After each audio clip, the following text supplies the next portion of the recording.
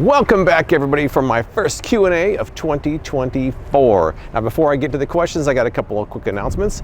First of all, as you probably know, I don't take any kind of sponsorships. If you want to support this channel, there's multiple ways of doing it. You can subscribe to my email newsletter to get notifications of new uploads. I do have a shorts channel if you're interested in that, and I also have channel memberships where I post unique content once or twice a week. I should also point out that this is my first of 6 Q&As for 2024. If I don't get to your question, I will be also adding Q&As to the end of upcoming reviews as well. So with that out of the way, let's get to the first question. Kathy asked, have you ever considered doing a review on the various brands of dog subscription boxes like BarkBox versus some of their competitors? I actually have done such a video. Well, interestingly though, I don't think YouTube really likes that video very much because it doesn't really get promoted. That video doesn't really get a lot of views. Now, I did do BarkBox versus PupBox, and I found they both work pretty well. I still subscribe to BarkBox ever since that review was posted a couple of years ago. Bailey gets to the point when she sees that box, she's excited. She knows BarkBox is here, so I like them both.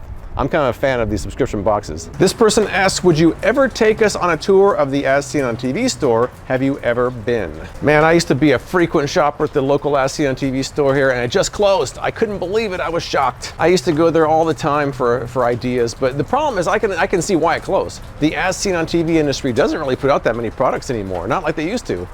So when I go through there, it was just a bunch of old products. So I kind of see why. They should have probably just expanded to gadgets. If I had some partners, I probably would have tried to buy that store and update it to be a gadget store rather than just an As Seen on TV store. But I guess I lost my chance. User 072211PM says, I've been thinking about getting a golden retriever.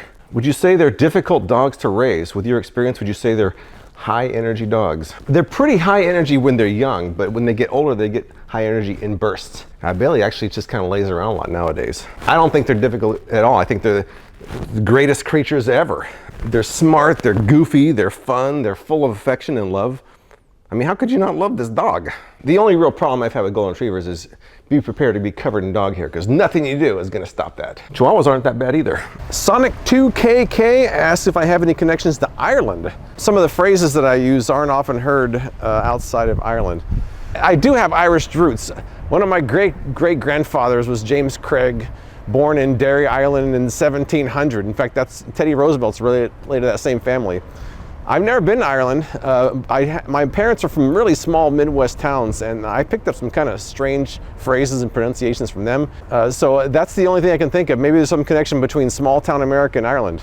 I'm not sure. Zeke Greyhound asks, what would you do for a job career if you didn't do what you do now? Now, I've had quite a few jobs over the years already. I was a college professor briefly, a music teacher, graphic artist, sports handicapper, webmaster, and writer. If I wasn't on YouTube right now, I'd probably still be running a blog, writing about who knows what at this point. This person asks, who would be your dream YouTuber to collaborate with? Not even necessarily about product reviews, just someone you'd love to work with for any reason. Well, as far as just the dream universe YouTuber, obviously Casey Neistat, the reason I'm even on YouTube in the first place, would be my first choice. Although I don't know what I would really have to offer for him, but it would be cool to work with him. Maybe a bit more realistic would be Good Mythical Morning. Those guys are amazing. And someone kind of closer to my level, Barry Lewis, who I think is probably the closest to what I do. I would love to work with him, but I think he's over in England. Cloud Smasher 69 asks, I've always wondered what is the framed poster behind you in the room you film in? All right, so this is the Mandelbrot set right here, and this was produced to look like an old school map by someone named Bill Tavis. These are sold on Amazon. I have no affiliation with Bill Tavis, but he did a great job. What's interesting about this is a result of a mathematical equation, and as you can zoom in on these edges infinitely, and you can get all kinds of interesting shapes and patterns, some of which are shown here on the sides of the map here. So really it's a combination of mathematics, art, and infinity. This person says, I'm once again asking you to review the Yogibo, so your beanbagging life can change. Now I'll have to think about that one, because I've already reviewed one $300 beanbag, the Moonpod, and I still haven't really found a good place to put that. I don't even use it that often, so I don't know. Maybe beanbags just aren't for me. But I'll think about it. Michael asks what time I usually go to bed. Now usually I wake up just before the sun rises, but that changes throughout the year. So I would say on average I get up around 5:30 and go to sleep around 10 o'clock at night. One thing I've noticed as I've gotten older is that I'm more sensitive to sleep loss. So I don't like going out as much, because if I'm out late, I'm tired the next day and I can't do anything. And that leads me to the next question by Sheila, who asks, what is the absolute #1 product you've ever purchased and why? And to me, that's the BedJet, because the BedJet actually improves my quality of sleep. It allows me to fall asleep faster. If I wake up in the middle of the night, it helps me fall back to sleep. If I'm cold, it warms me up. If I'm warm, it cools me off. I've given away several of them as gifts. And my mom is also a fan, and she has the most important opinion of any critic out there, in my opinion. This person asks, what's the grossest item you've ever come across, whether it's looks, functionality, smell, or taste? The first thing that come to mind, one of the grossest reviews I did was the Repel Well, when I was dumping all kinds of condiments all over myself. That was kind of gross. When I did the Ooze Bath back in, 2017, that got demonetized because the YouTube filters thought it was something else. And I did do a product which simulated popping zits. That was kind of gross too. Got a couple of members questions here. First up, InCheck11 asked, not sure if you've mentioned it before, but have you gone and checked out the Sphere yet? I can only imagine what it's like in person. I have not checked out the Sphere. I've seen it up close though. What's interesting is that in the daytime, you can actually kind of see through it. Also, the pixels, I guess you'd call them, are further apart than you might think. They're actually quite a ways apart, but far away, it looks high res. Kind of wondering how they're gonna fill that regularly, because it's a 20,000 seat arena and every show has to be pretty elaborate. So I don't know if it's gonna make money long term. We'll see. Member Blue Shadow 130 asked, I might be moving to another state soon and it seems really overwhelming. I know you've moved quite a ways to Vegas. Any tips on preparing for the move? How to stay connected with family and friends? I moved away from all my high school and college friends when I moved from California to Vegas, and it changes your relationship with them. Your family you're gonna see, but your friends, you really have to make kind of an effort to see them. You know, I've been working at home for 23 years, and I never really made the kind of friends I did when I lived around my high school friends and college friends. So it's hard to make friends as you get older too. I have very few friends here in Vegas. It's kind of depressing when you think about it. But fortunately, when I go to California, it's like a homecoming. I have a lot of friends down there. What's interesting though is that every time I've moved, I always have very fond memories of it. It's kind of a fresh start, a blank slate. You get to start over again and you can be anything you want to be. I would say focus on the excitement of the move and not what you're leaving behind. Here's someone talking about Jacksonville, where I was born. I am also originally from Jacksonville like you, but I have moved out west for the last 4 years. How was the culture shock from east to west? Maybe some similarities and differences you have noticed throughout the years. I appreciate everything you do. Well, the problem with that is I moved from east to west when I was 12 in 1980, so it's been a few years. But I can tell you, moving from a small town in Warner Robins, Georgia at that time, to Huntington Beach, California, they kind of teased me about my accent. They called me Jethro, I got beat up, I got in fights, just because I had a southern accent and I didn't dress like them.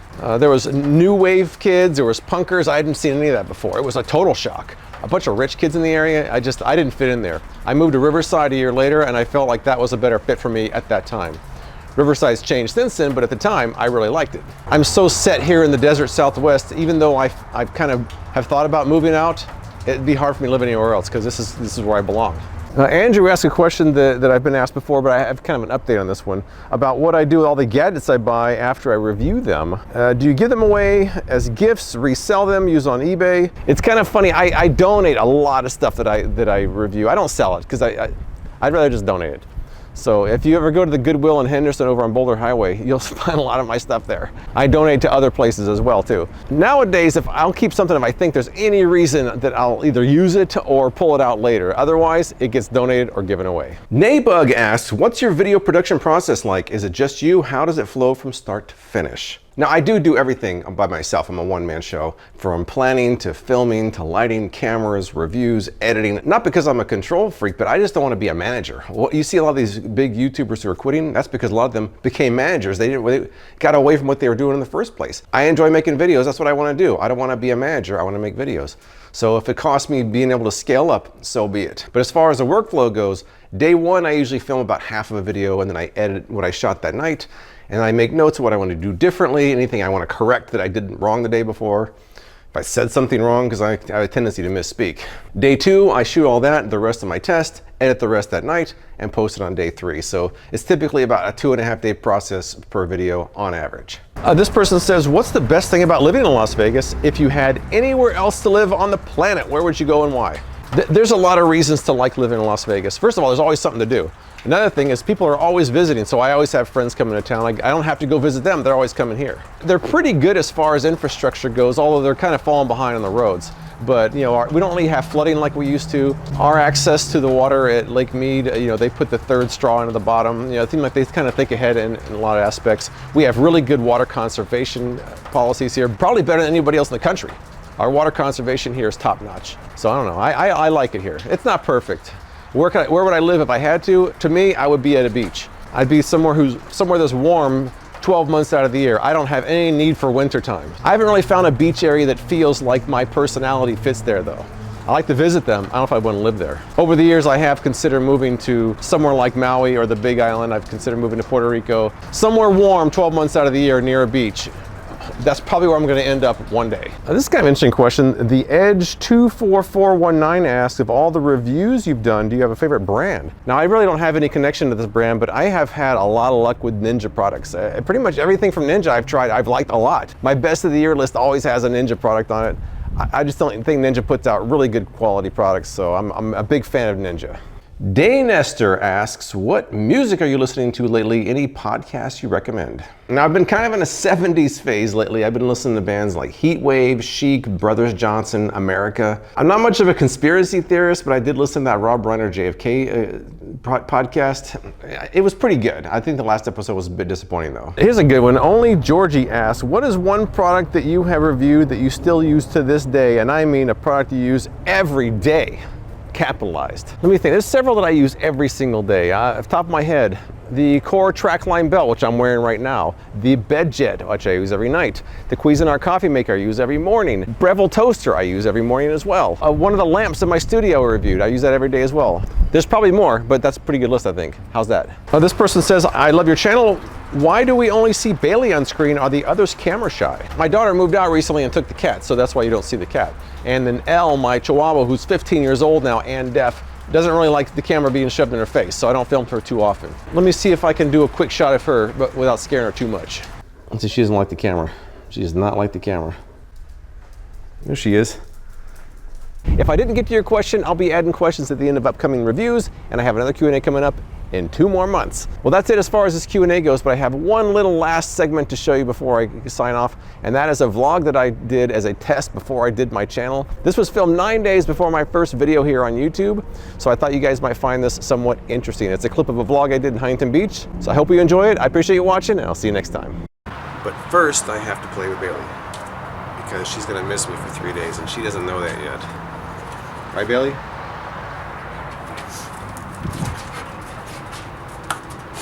Good girl. It used to be known as the home of the world's largest thermometer, but I think the thermometer is broke. Well, it was last time I came through here. So if it's working, it's the world's largest thermometer. If it's broken, it's the world's largest broken thermometer. Here's some free, refreshing dog water. I'm not sure it's that refreshing. Might be free. One guy has no wetsuit on. They don't like me. Day is short. Before you know it, it's going to be over. That's how vacations and life in general is. So you gotta enjoy it while you can.